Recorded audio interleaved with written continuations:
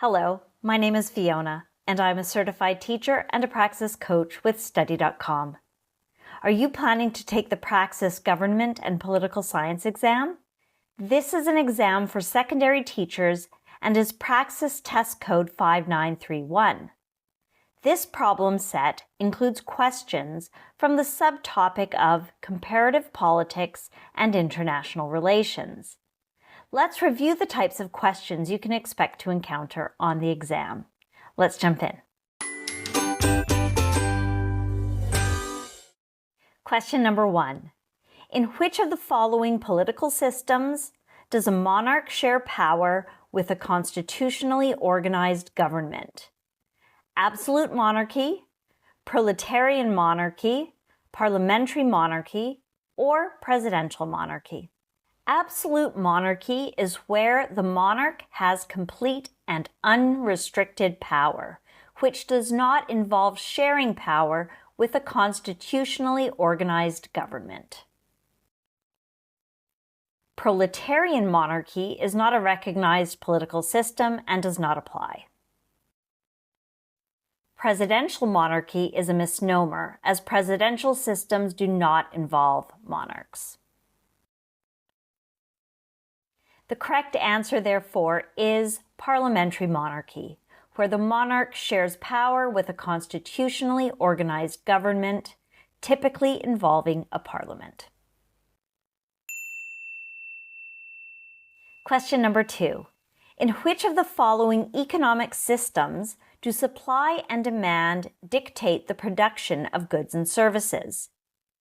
Keynesian economy, market economy, basic economy, or balanced economy? Keynesian economy involves government intervention in the economy to influence demand and stabilize the economy, not purely supply and demand. Basic economy is not a standard term for an economic system. Balanced economy refers to an economy that maintains equilibrium between different sectors and elements, not necessarily dictated by supply and demand.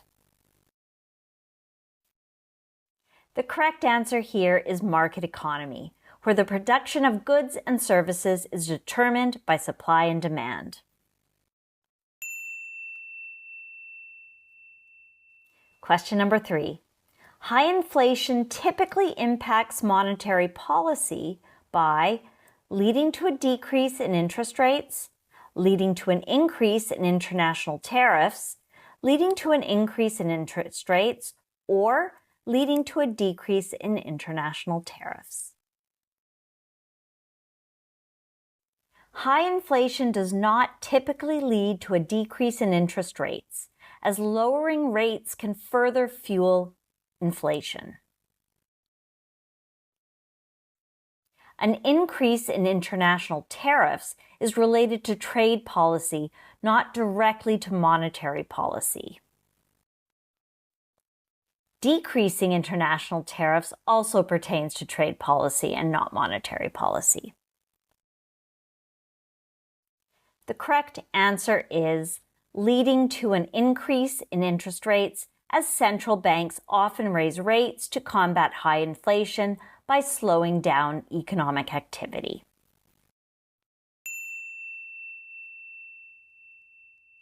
Question number 4.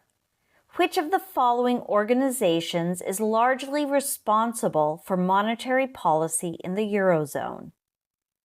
European Parliament, Council of the European Union, European Investment Coalition, or European Central Bank?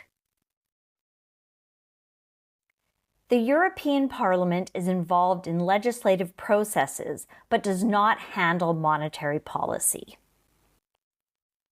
The Council of the European Union coordinates policies among member states but is not primarily responsible for monetary policy.